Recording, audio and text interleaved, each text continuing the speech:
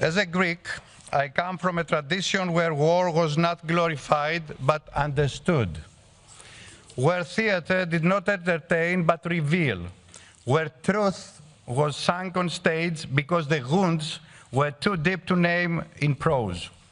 And so, I turn to the voices of our ancient dramatists, those who 25 centuries ago knew what we are once again forced to confront today. Euripides wrote, "What else is war but the suffering of the innocent?" Sophocles warned, "The long day presses hard on the heart of the brave." And Aeschylus, who fought at Marathon, told us we must suffer in truth. These are words and not relics. They are today the daily reality of Ukraine. For over 1,200 days and nights, the people of Ukraine have endured not only explosions, but the silence that follows. Not just losing your home, but the quiet pain of seeing the world scroll past horror.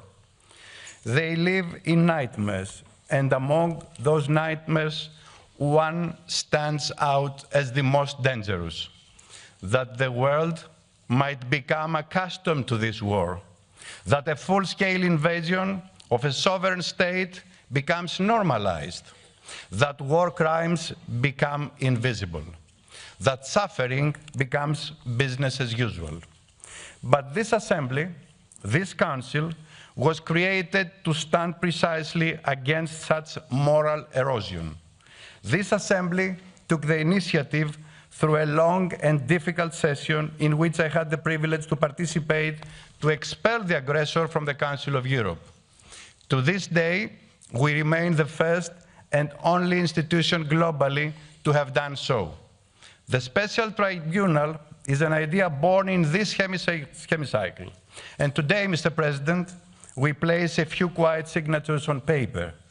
Simple gestures, almost routine, but they carry the weight of a continent and the voice of a people who have suffered in silence.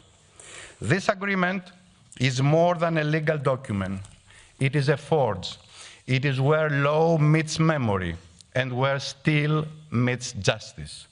You, Mr. President, were not born in a palace or a capital.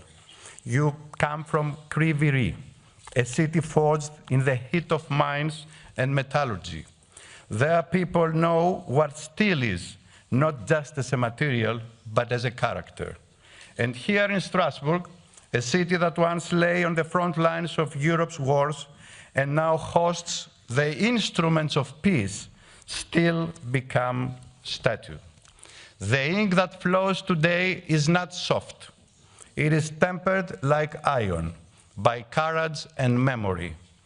The Greeks taught us a timeless lesson. First come Hubris, the arrogance of unchecked power, followed by Attis, blindness, when impunity masquerades as strength, until Nemesis restores balance, not through vengeance, but by setting limits.